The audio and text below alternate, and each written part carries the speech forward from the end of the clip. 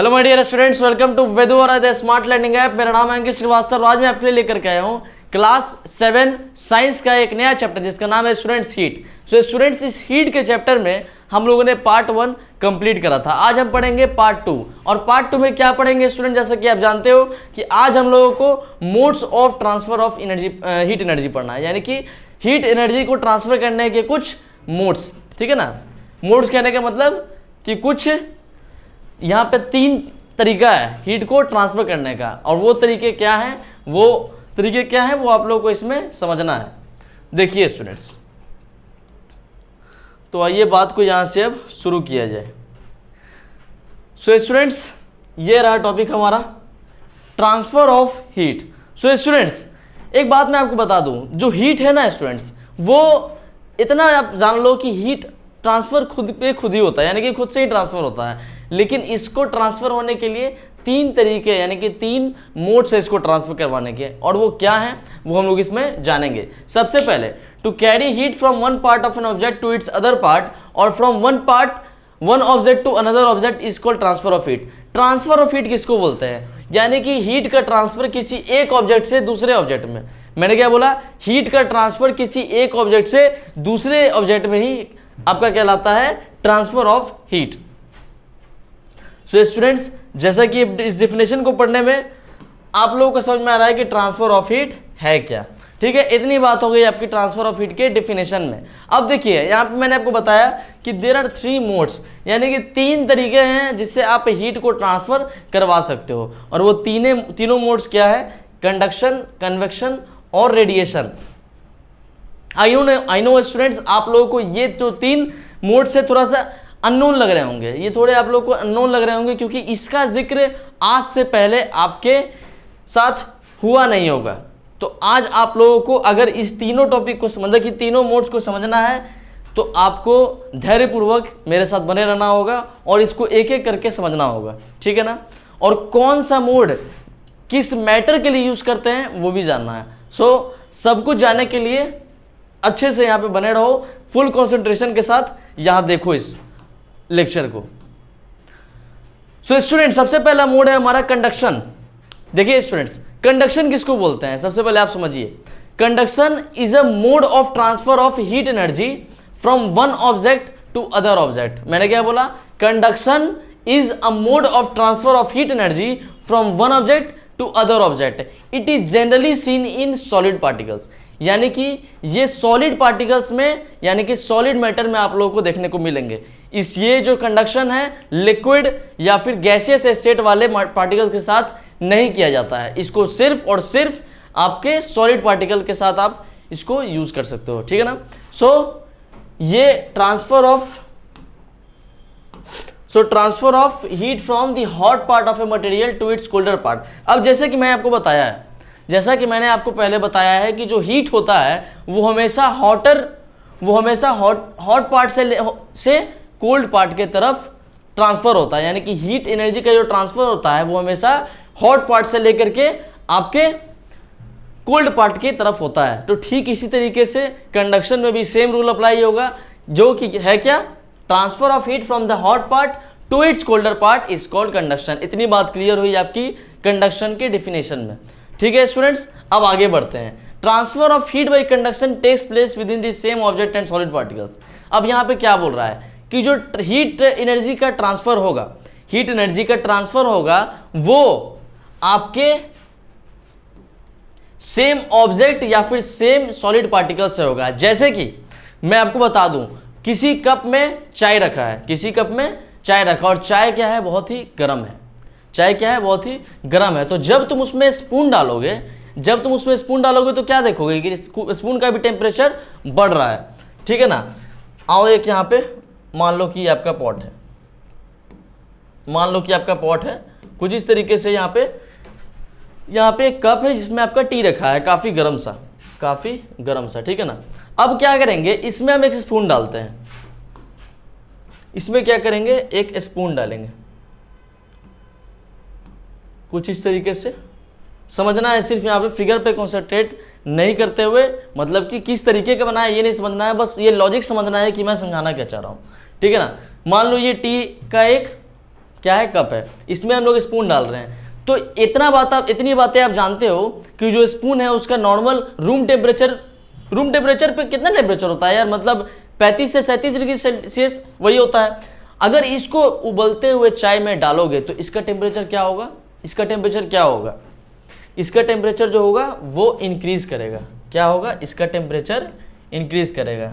यानी कि टेम्परेचर यदि इंक्रीज करेगा तो इतना आपको समझ में आ गया कि जो कंडक्शन है वो किसका काम कर रहा था, transfer of heat energy from hotter part to colder part. तो हॉटर पार्ट यहाँ पे क्या था, आपका कप ऑफ टी जो कि गर्म हो रहा था, और कोल्डर पार्ट क्या था, कोल्डर पार्ट मतलब कि उस पर्टिकुलर ऑब्जेक्ट यानी कि वो जो हॉटर पार्ट है उसके रिस्पेक्ट में टेम्परेचर कम होना चाहिए आपके दूसरे वाले पार्ट का, तभी जो होगा हीट का ट्रांसफर हो पाएगा। ठीक है ना। सो इतना आप देख पा रहे हो कि जो कप ऑफ टी है उसका टेम्परेचर ज़्यादा था और स्पून का टेम्परेचर कम था, तो उस वजह से ट्रांसफर ऑफ हीट एनर्जी हो गई। अब क्या हुआ, स्पून का भी टेम्परेचर बढ़ गया। तो ओवरऑल स्टूडेंट्स ये one of the best example है मेरे हिसाब से समझने के लिए कंडक्शन को। किसको स्टूडेंट्स, कंडक्शन को। अब देखिए स्टूडेंट्स, अब हम लोग को समझना है इसमें कि देखिए आपका कंडक्टर्स क्या होता है और इंसुलेटर्स क्या होता है। देखिए कंडक्टर्स क्या हैं और इंसुलेटर्स क्या हैं। कंडक्टर सबसे पहले सिंपल लैंग्वेज में समझना है कि जो कंडक्टर्स होते हैं वो हीट एनर्जी को अपने तक आने देते हैं। क्या करते हैं, हीट एनर्जी को अपने तक आने देते हैं। तो ठीक उसी तरीके से जिस तरीके से स्पून क्या किया, हीट एनर्जी को अपने अंदर आने दिया। स्पून क्या किया, हीट एनर्जी को अपने तक आने दिया। ठीक है ना। तो उसी तरीके से और भी कुछ कंडक्टर्स पाए जाते हैं, जैसे कि आप नॉर्मली मेटल्स को ले सकते हो। जितनी भी मेटल्स हैं, all metals are good conductor of heat, all metals are good conductor of heat. उसमें भी जो सबसे बेहतर मेटल होगा सिल्वर, वो सबसे अच्छा कंडक्टर है किसका, हीट का। देखिए कुछ उससे जुड़े हुए कुछ यहाँ पे आपको एग्जाम्पल्स दिए गए हैं किसके, सो कंडक्टर्स के।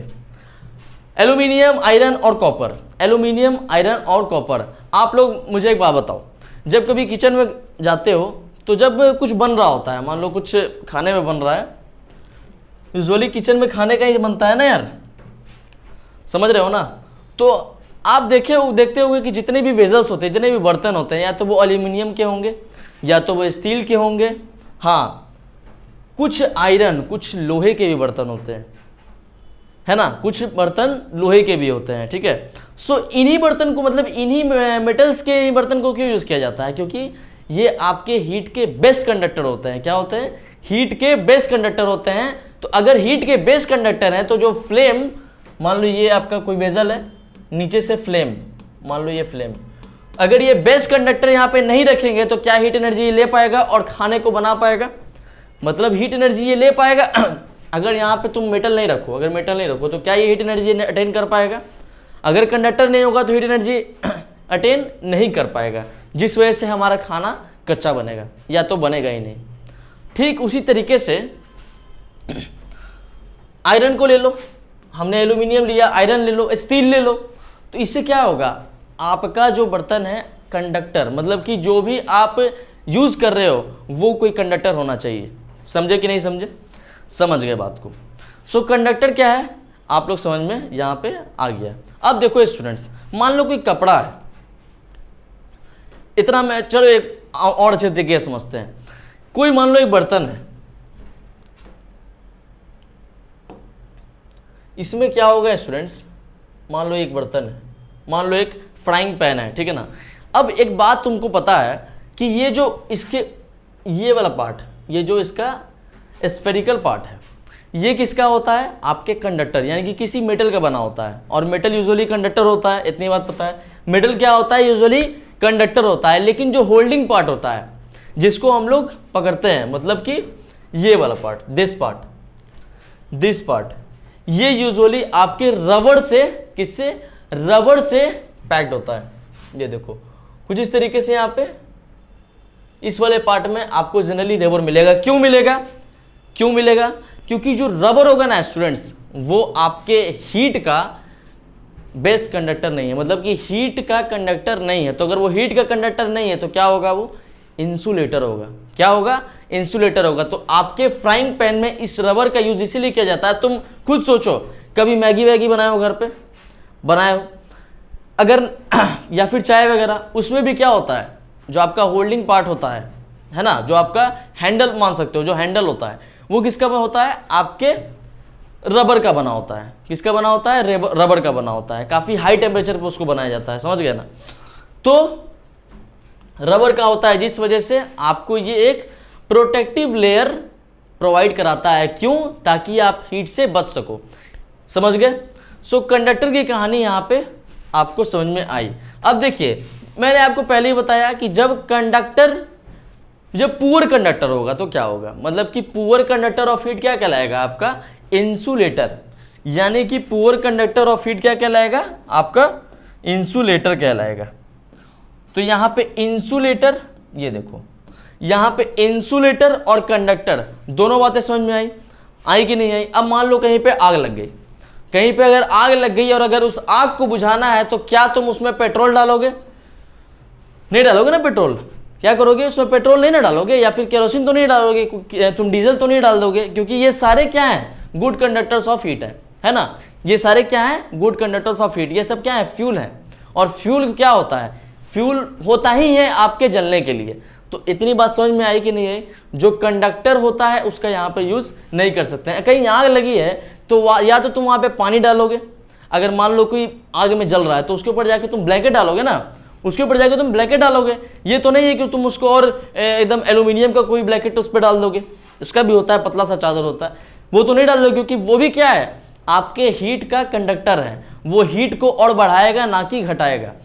तो आपका ब्लैंकेट होगा किसी अच्छे मतलब कोई वुलन फैब्रिक ये सब का, या फिर आप पानी डालोगे। तो ये दोनों क्या होंगे, आपके bad conductor of heat. So conductor और इंसुलेटर की बात यहाँ पे आपको समझ में आई। कंडक्टर क्या है स्टूडेंट्स, जो कि हीट को और बढ़ाएगा, यानी कि हीट को अपने तक आने देगा, हीट का फ्लो और बढ़ाएगा। और इंसुलेटर क्या होगा, अगर कंडक्टर बढ़ा रहा है तो इंसुलेटर घटा रहा है। इंसुलेटर क्या करेगा, हीट को घटाएगा, और कंडक्टर क्या करेगा, हीट को बढ़ाएगा। सो स्टूडेंट्स, कंडक्शन में अभी तक इतनी बातें हम लोगों को क्लियर हुई। अब चलिए हम आगे की बात करते हैं। चलिए स्टूडेंट्स, जैसा कि मैं आपको बता रहा था, कंडक्शन में मैंने आपको एक एग्जांपल दिया था बहुत ही अच्छा सा, कि मान लो कोई एक यहां पे क्या हो रहा है, यहां पे पानी उबल रहा है, यहां पे क्या हो रहा है, पानी आपका उबल रहा है। तो एक बात मुझे बताओगे, जब ये नीचे से आपका फ्लेम प्रोड्यूस हो रहा है, नीचे से क्या हो रहा है, आपका फ्लेम प्रोड्यूस हो रहा है, और ठीक जस्ट उसके जस्ट ऊपर ये जो आपका, ये जो यहां पे आप देख पा रहे हो कि एक स्टैंड है, क्या है, एक स्टैंड है, जो कि किसका है स्टूडेंट्स, मेटल का। किसका है स्टूडेंट्स, मेटल का है। तो तुम्हें ये बात अच्छे से क्लियर है कि जब स्टैंड आपका मेटल का है और ठीक उसके ऊपर ये जो वेजल है ये मेटल का है, तो मेटल क्या होगा, मेटल क्या होगा, आपका कंडक्टर। क्या होगा स्टूडेंट्स, मेटल क्या होगा, कंडक्टर होगा कि नहीं होगा।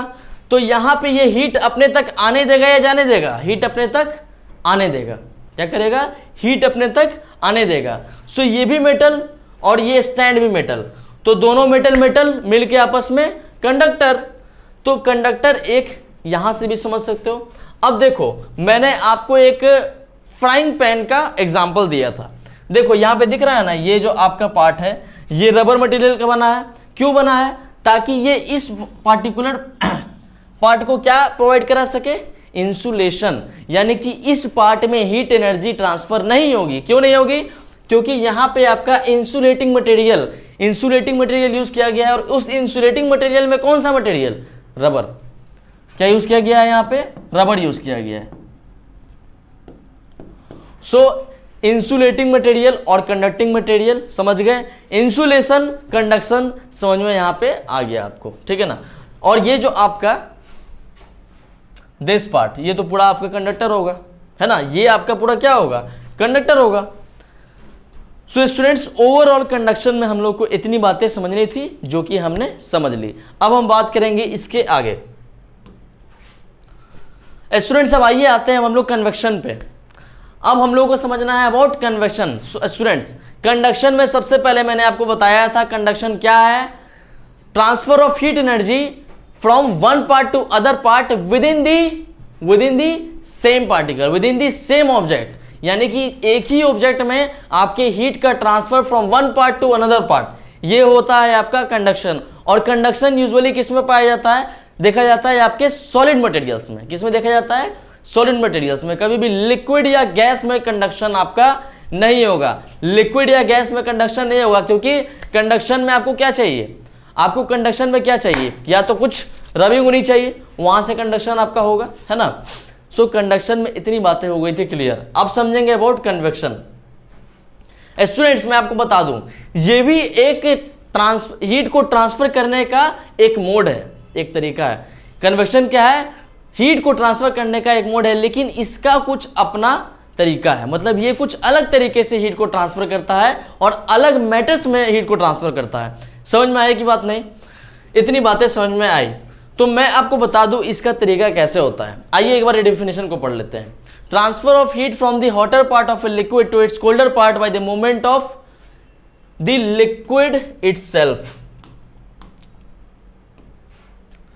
तो students, as per I said कि आपका कन्वेक्शन में भी क्या होता है, ट्रांसफर ऑफ हीट एनर्जी होता है एक पार्ट से दूसरे पार्ट में, लेकिन ये किस में होता है, आपके लिक्विड में होता है। लिक्विड में होगा या फिर गैस में होगा, दोनों में हो सकता है, ठीक है ना।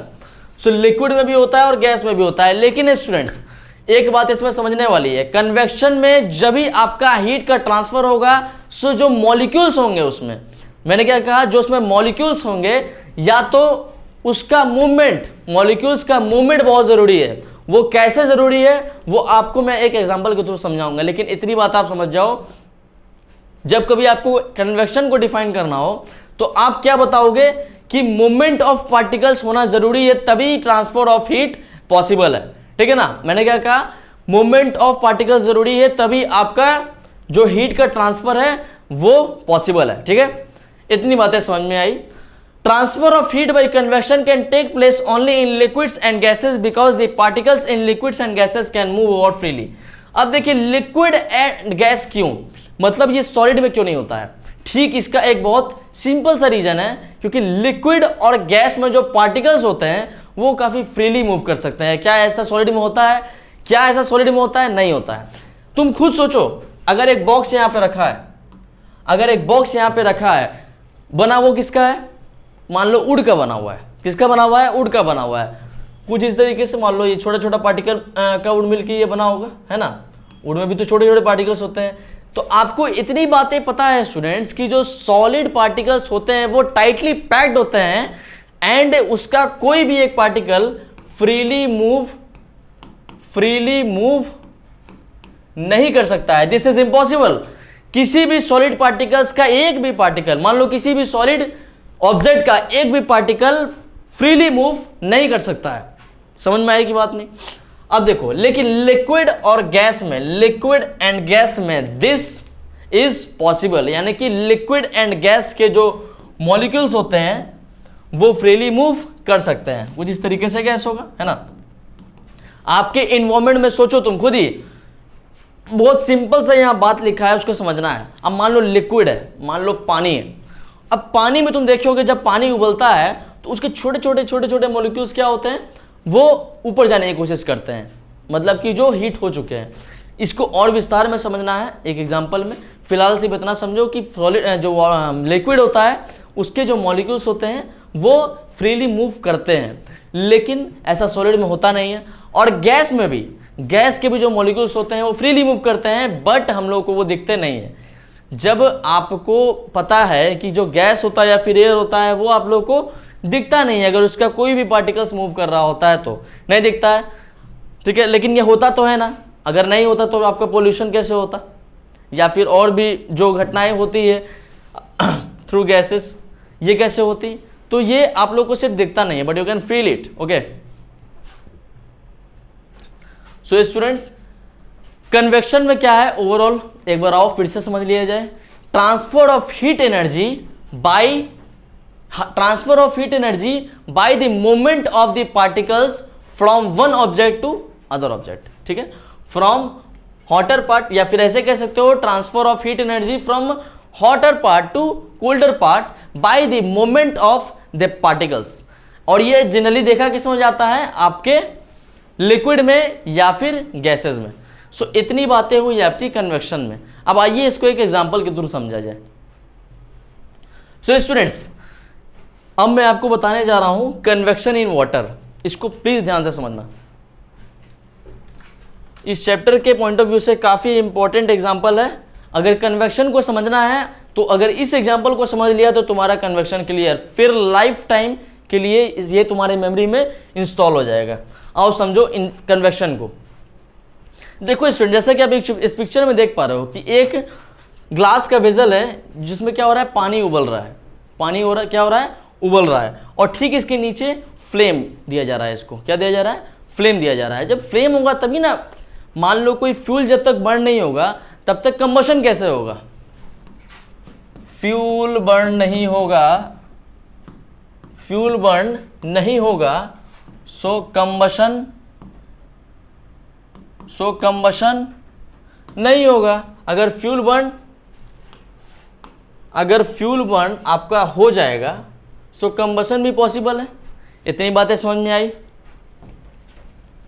काफी जनरल सी बात है, पता होनी चाहिए, ठीक है।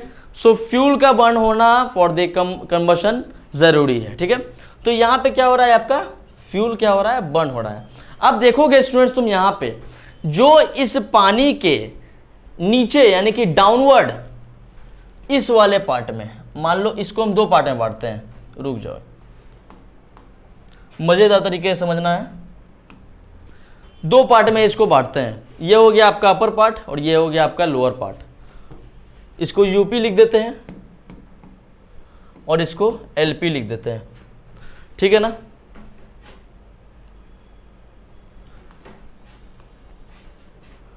यूपी और एलपी, ये हो गया अपर पार्ट और ये हो गया लोअर पार्ट। अब देखो स्टूडेंट्स, एक मसला है यहां पे। देखो लोअर पार्ट में जो मॉलिक्यूल्स होंगे ना स्टूडेंट्स, वो छोटे मॉलिक्यूल्स हैं। क्या हैं वो? छोटे मॉलिक्यूल्स हैं। चलो ये छोटे मॉलिक्यूल्स जो हैं, ये जो छोटे मॉलिक्यूल्स आपको लोअर पार्ट में दिख रहे हैं, तुम बताओ, चलो छोटे पार्टिकल्स नहीं भी है, एक नॉर्मल पार्टिकल्स वहां पे हैं और वो क्या हो रहे हैं, बर्न हो रहे हैं, मतलब वो बॉयल हो रहे हैं। वो क्या हो रहे हैं, बॉयल हो रहे हैं। तो एक बात बताओ, जब कभी कोई पार्टिकल बहुत ही ज्यादा हीट हो जाता है, जब कभी कोई पार्टिकल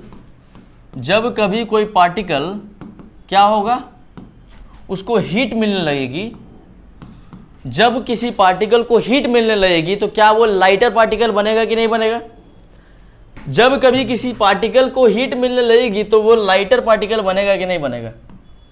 तुम बोलोगे सर बनेगा, लाइटर पार्टिकल्स वो बनेगा। और जब लाइटर पार्टिकल्स वो बनेगा तो वो क्या करेगा, अपने सरफेस से ऊपर जाने की कोशिश करेगा। ये क्या करेगा, अपने सरफेस से ऊपर जाने की कोशिश करेगा। करेगा कि नहीं करेगा? तो करेगा। तो देखो पहला केस है, जब पार्टिकल जो नीचे वाला है वो हीट होगा तो क्या होगा, वो लाइट हो जाएगा। क्या होगा, वो लाइटर हो जाएगा, या फिर उसको और लेस डेंस भी बोल सकते हैं, है ना। उसको क्या बोलेंगे, लेस डेंस भी यहाँ पे बोल सकते हैं, कोई दिक्कत यहाँ तक नहीं। तो ये जो नीचे वाला पार्टिकल्स होगा ये ऊपर जाने की कोशिश करेगा, है ना। ये क्या बोलेगा, मैं बहुत ही हल्का हो गया हूं, अब मैं ऊपर जाऊंगा, ठीक है ना। तो उसी वक्त क्या होगा स्टूडेंट्स, जो उसके ऊपर में सॉलिड पार्टिकल्स हैं, क्या मैंने बोला, जो उसके ऊपर में हैवी पार्टिकल्स, सॉलिड पार्टिकल्स नहीं, जो उसके ऊपर में हैवी पार्टिकल्स हैं, जो इससे हैवी हैं, वो क्या करेंगे, इसको ओवरलैप करने की कोशिश करेंगे। क्या करेंगे, इसको ओवरलैप करने की कोशिश करेंगे और वो इसके ऊपर आ जाएंगे। क्या करेंगे, वो इसके ऊपर आ जाएंगे। जो ये ऊपर वाले पार्टिकल्स थे, जो स्टूडेंट्स ये ऊपर वाले पार्टिकल्स थे, वो क्या करेंगे, इसके ऊपर आ जाएंगे। क्या करेंगे, इसके ऊपर आ जाएंगे। और मैं आपको बता दूं स्टूडेंट्स, जब कभी कोई पार्टिकल ऊपर जाने की कोशिश करता है और ठीक उसी वक्त जो ऊपर वाला पार्टिकल है उसको नीचे दबाने की कोशिश करता है, सो वही प्रिंसिपल आपका कहलाता है बियोंसी। जब आप 9-10 में पढ़ोगे सो आपको बॉयंट फोर्स के बारे में पढ़ना है। तो वो बॉयंट फोर्स यही लग रहा है, जो ये हैवी पार्टिकल्स हैं इससे लाइटर पार्टिकल्स पे लगा रहे हैं, यही है आपका बॉयंट फोर्स। क्या है, बुओयंट फोर्स, ठीक है ना। इतनी बातें क्लियर हुई कि नहीं। और वो जो फिनोमिनन है वो बुओयंसी कहलाती है, ठीक है। क्या कहलाती है?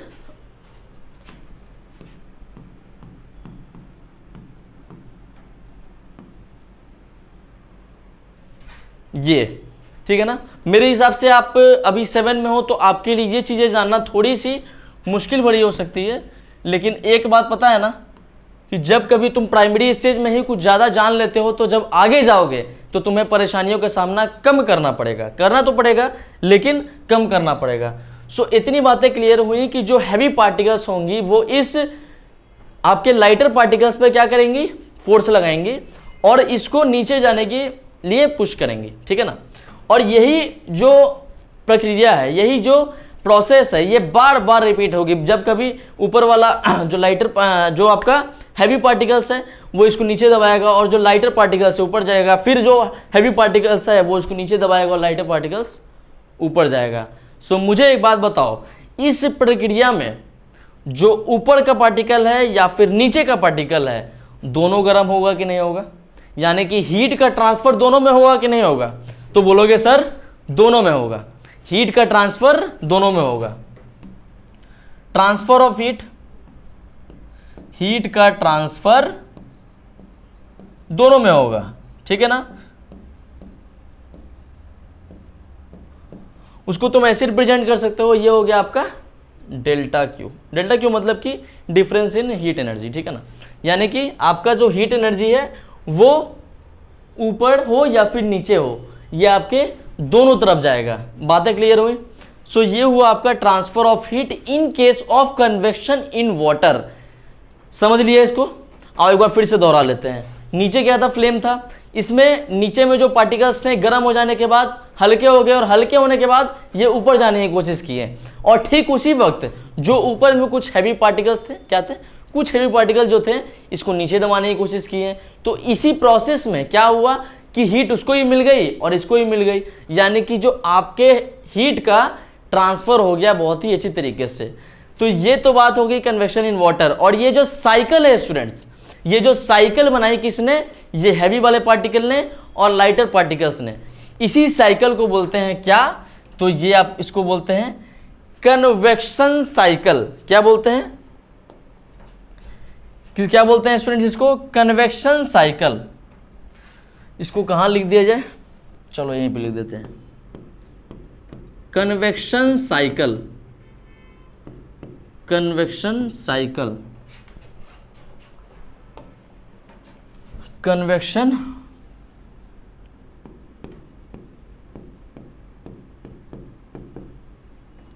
Convection cycle. So convection cycle क्या है? अगर कोई पूछे आपसे तो आपको सिंपल वे में आंसर यही करना है जो आपने अभी तक समझा। सो स्टूडेंट्स इतनी बातें हुई आपकी कन्वेक्शन के बारे में। मैंने आपको एग्जांपल के रूप में समझाया। ये एग्जांपल अगर समझ लिया तो कन्वेक्शन वैसे ही क्लियर। डेफिनेशन याद हो चाहे नहीं हो, क्योंकि इसमें आपका पूरा कन्वेक्शन ले लिया गया है। मतलब कि पूरा कन्वेक्शन का जितने भी टर्म्स आपको पढ़ने हैं वो सारा कुछ इसमें आपको बता दिया गया है। सिर्फ ये एक टर्म है, इसको थोड़ा सा रिवीजन करोगे तो और अच्छे से क्लियर हो जाएगा। बुओयंसी कुछ नहीं, सिर्फ जो ऊपर वाला जो हार्ड पार्ट आपके हैवी पार्टिकल्स थे, नीचे वाले पे जो फोर्स लगा रहे थे, दैट इज बुओयंसी, ठीक है। सो स्टूडेंट्स इतनी बातें करी हमने किसमें? कन्वेक्शन इन वाटर में। अब हम बात करेंगे स्टूडेंट्स हमारा convection in air. So convection in हम लोगों को दोनों पढ़ना था। मतलब कि कन्वेक्शन आप लिक्विड में भी देख रहे थे, आपने कन्वेक्शन लिक्विड में देखा अभी। अब मैं आपको दिखाऊंगा convection in air. Convection in air students जिस तरीके से आपने कन्वेक्शन इन वाटर यानी कि कन्वेक्शन इन लिक्विड को समझा, ठीक उसी तरीके से कन्वेक्शन इन एयर भी धैर्यपूर्वक समझना है, ठीक है।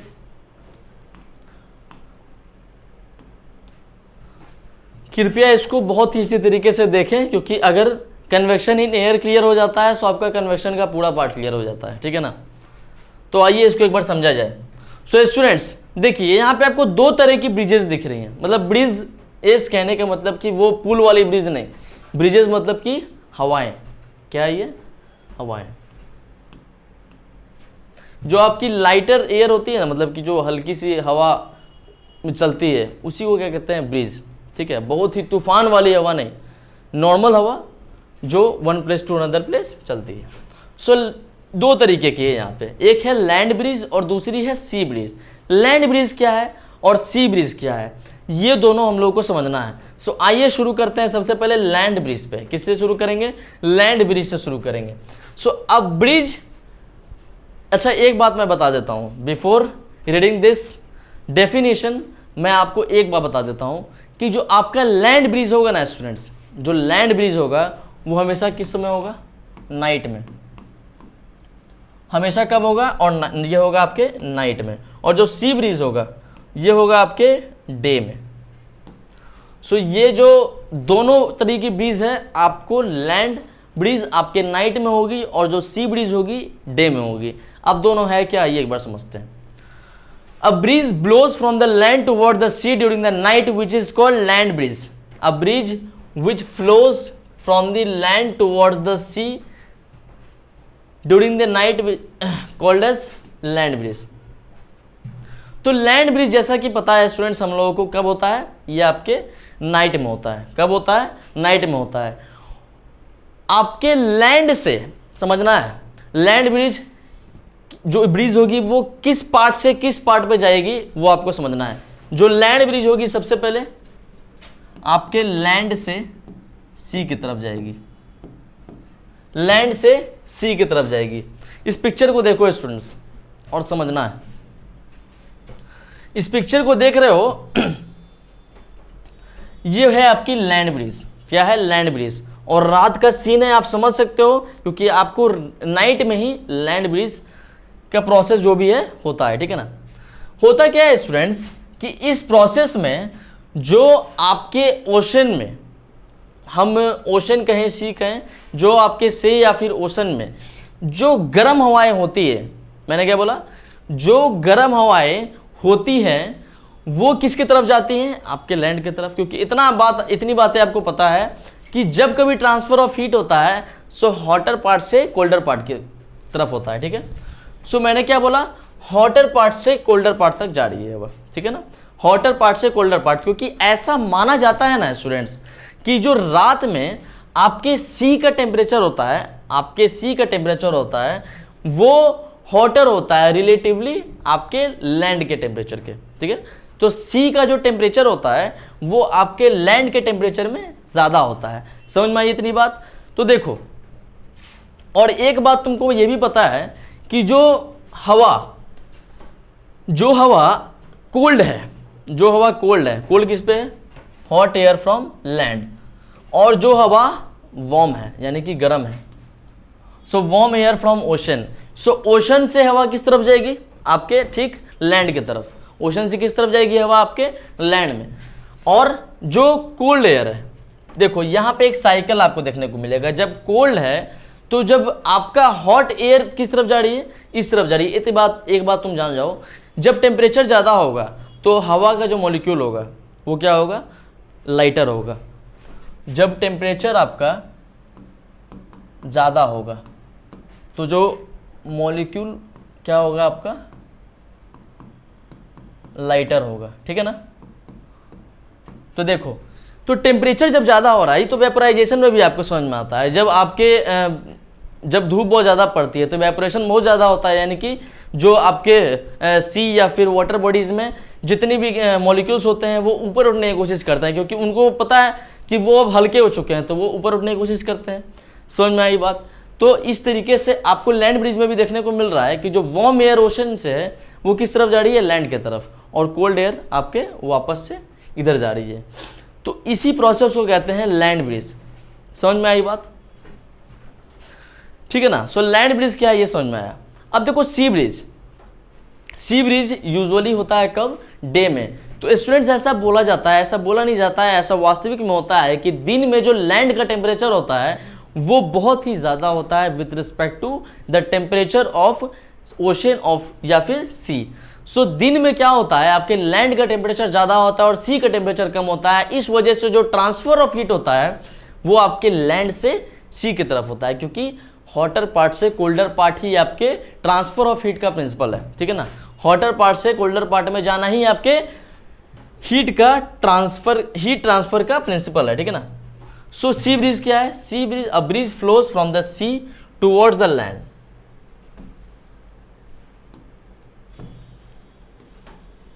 During the day which is called sea breeze, ठीक है ना।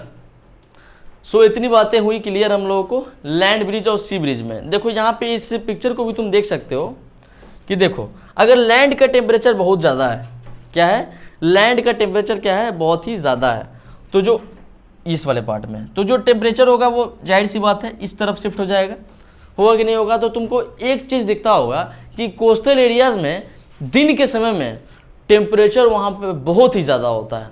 तुम कभी गर्मी के दिनों में ऐसा करना कि सी के बगल में जा कर के ऐसा फील लेना थोड़ा, तो समझ में आएगा तुमको कि टेम्परेचर कितना ज़्यादा है। या फिर दिन के समय में कभी बोटिंग करो तो समझ में आएगा कि लैंड के रिस्पेक्ट में सी में टेम्परेचर कितना ज़्यादा है, क्योंकि लैंड का जो भी टेम्परेचर वो किस तरफ आ गया, आपके सी तरफ आ गया, क्योंकि लैंड का टेम्परेचर ज़्यादा था वो शिफ्ट कर दिया आपके सी की तरफ, तो वो भी टेम्परेचर क्या हो गया, ज़्यादा हो गया, ठीक है ना। सारा टेम्परेचर जो है जितने भी एयर ब्रिजेस के थ्रू वो आ जा रही हैं आपके वाटर के तरफ, इसका टेम्परेचर बढ़ जा रहा है, और लैंड का टेम्परेचर तो जो गर्म है तो गर्म ही है, ठीक है ना। सो सी ब्रिज क्या है, लैंड ब्रिज क्या है, समझ में आया। और इस प्रोसेस में ये लैंड ब्रिज जो है इसमें क्या होता है कि रात के समय आपको थोड़ी ठंडी लगेगी, क्या लगेगी, आपको ठंडी लगेगी, क्योंकि आपके ओशन में जो गर्मी थी, आपके ओशन में जो गर्मी थी ये तो रिसाइकल हो रही है इस तरीके से, है ना। सो लैंड पे बातें समझ में आई तुमको इतनी कि नहीं आई, लैंड ब्रिज और सी ब्रिज दोनों कॉन्सेप्ट यहां से आपको क्लियर हो गया, ठीक है। सो ये रहा ओवरऑल स्टूडेंट्स कन्वेक्शन के बारे में, क्या, कन्वेक्शन के बारे में।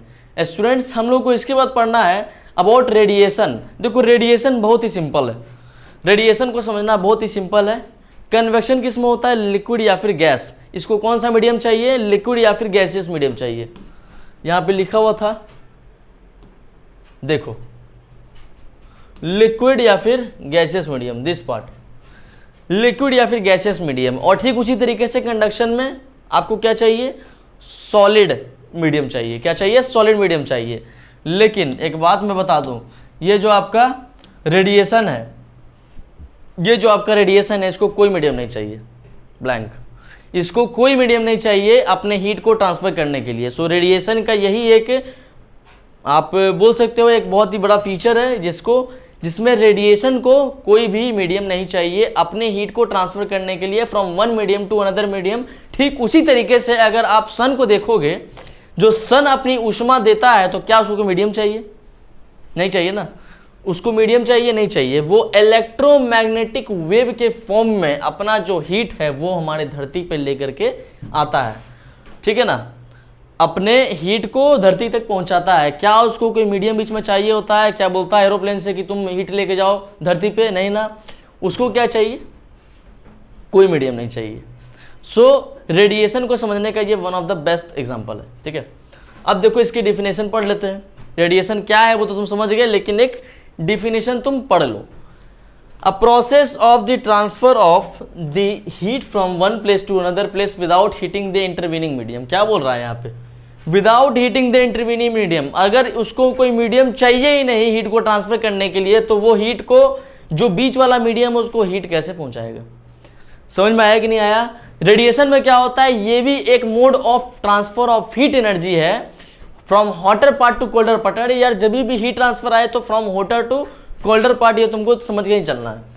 कहाँ से कहाँ तक, H2C, ये HC हमेशा दिमाग में रखना, HC हमेशा दिमाग में रखना, क्योंकि हॉटर पार्ट से कोल्डर पार्ट में आपको हीट को ट्रांसफर कराना है। तो अगर कभी भी एग्जाम में आए कि तीनों को डिफाइन कीजिए, कंडक्शन, कन्वेक्शन, रेडिएशन, तो तुम्हारे पास एक पहला लाइन तो वही लिखना चाहिए कि this is a mode of transfer of heat energy from hotter part to colder part. उसके बाद जो तुमको वो सॉलिड मीडियम से हो रहा है कि लिक्विड या वाटर मीडियम से हो रहा है, उसके बाद वो बोलना है। तो सबसे पहले आपको रेडिएशन में क्या समझना था कि ये एक तरह का mode of transfer of heat energy है जिसको कोई भी इंटरवीनिंग मीडियम नहीं चाहिए अपने हीट को ट्रांसफर करने के लिए, डायरेक्ट करता है। ठीक उसी तरीके से मान लो कि तुम्हारा चाय उबल रहा है, मान लो कि कुछ बन रहा है खाना, घर में खाना बन रहा है, मम्मी घर में किचन में आपके खाना बना रही है, ठीक है ना। देखते हो कि उनको बहुत गर्मी लग जाती है, तो तुम खुद सोचो क्या जो खाना बन रहा है उससे जो हीट निकल रही है तो उसको कोई मीडियम चाहिए होता है कि आपकी मम्मी को आकर के वो बहुत ही हीट प्रोवाइड करा दे? नहीं, कोई मीडियम नहीं चाहिए, वो डायरेक्ट टेम्परेचर उनका बढ़ जाएगा जैसे ही उसमें से आपका रेडिएशन निकलेगा आपके हीट के फॉर्म में। समझ में आई इतनी बात? सो रेडिएशन में कोई भी मीडियम नहीं चाहिए। एग्जाम्पल के तौर में मैंने आपको समझाया कि सन का लाइट कहाँ तक? अर्थ तक, ठीक है। Radiation do not require the presence of matter as a medium to carry the heat from the hotter to colder region. चलो ये तो समझ गए। एप्लीकेशन मतलब कि इस रेडिएशन को आप कहाँ कहाँ देख सकते हो। सबसे पहले मैंने आपको एग्जांपल बताया, सन का जो हीट है वो आपके अर्थ तक पहुंचता है तो उसको कोई इंटरवीनिंग मीडियम नहीं चाहिए, ठीक है। उसके बाद X-rays from an X-ray machine. अब देखो एक बात सोचो दिमाग में कि कभी भी तुम एक्सरे करवाए होगे, खुदा ना खास्ता कोई करवाया हो ना कोई करवाए, क्योंकि ये इस नौबत तभी आती है जब आपके हड्डियों की टूटने की कोई पॉसिबिलिटी होती है। इसीलिए हम लोग एक्सरे के द्वारा उसको समझ लेते हैं कि अच्छा ये टूटा है, फ्रैक्चर है या फिर नहीं है, ठीक है। सो एक्सरे मशीन से जो रे निकलता है, मैंने क्या बोला? एक्सरे मशीन से जो रे निकलता है ये एक तरह का रेडिएशन होता है। मैंने आपको बताया पहले, ये एक तरह का रेडिएशन है। कौन सा रेडिएशन है? सो एक्सरे, ठीक है ना। तो उससे अगर कोई रे निकल रहा है तो क्या आपको महसूस होता है कि कुछ उससे रे निकल रहा है? लेकिन वो एक्चुअल में निकल के डायरेक्ट आपके सब्जेक्ट पार्टिकल की तरफ वो जाता है, यानी कि जैसी रे निकला बिना कोई इंटरवीनिंग मीडियम के डायरेक्ट आपका जहाँ फ्रैक्चर का पॉसिबिलिटी है वहाँ पे वो फोकस होगा और डिटेक्ट करेगा कि क्या ऐसा सही में है कि नहीं है या उसको फ्रैक्चर है कि नहीं है, और उसी का जो पिक्चर है वो आपके जो भी डिजिटल बोर्ड होगा उस पर वो दिखा देगा, ठीक है। सो एक एग्जांपल और हो गया हमारा एक्सरे। उसके बाद जो बॉन फायर तो आप लोगों ने सुना ही होगा। जब भी ठंड के दिन आते हैं तो हम लोगों को बॉन फायर याद आ जाता है और पूरे साल ये गायब रहता है। सो बॉन फायर में क्या होता है कि घर में तुम लोग लकड़ी वगैरह जलाते होगे, जब ठंड का दिन आता होगा तो एक लकड़ी वगैरह मतलब प्लॉक्स ऑफ वुड को जलाया जाता है जिससे कि जो उष्मा है उसका संचार किया जाए, यानी कि हीट को बनाया जाए, ठीक है ना। तो एक वो भी आपका एग्जांपल आता है किसमें? ट्रांसफर ऑफ हीट में। समझ में आया? Which warms a person hand. So heat transfer एक और किससे हुआ? आपके बॉन फायर से। समझ में आया इतना बात? सो रेडिएशन का यहाँ पे टोटल 3 एग्जाम्पल समझ में आया। अब इसको एक पिक्टोरियल व्यू में समझ लिया जाए। देखो यहाँ पे सूरज यानी कि सन अपना हीट दे रहा है किस तक? अर्थ तक। यहाँ पे अर्थ में हम लोग का हाल यही होता है कुछ इस तरीके से, जब कभी गर्मी के दिन आते हैं तो, और ये मज़े ले रहा होता है। क्या करता है? मज़े ले रहा होता है। उसके बाद ये बॉन फायर एकदम बगल में बैठ जाते हो, उसके बाद फर्स्ट क्लास अपना हीट ले रहे हो उससे।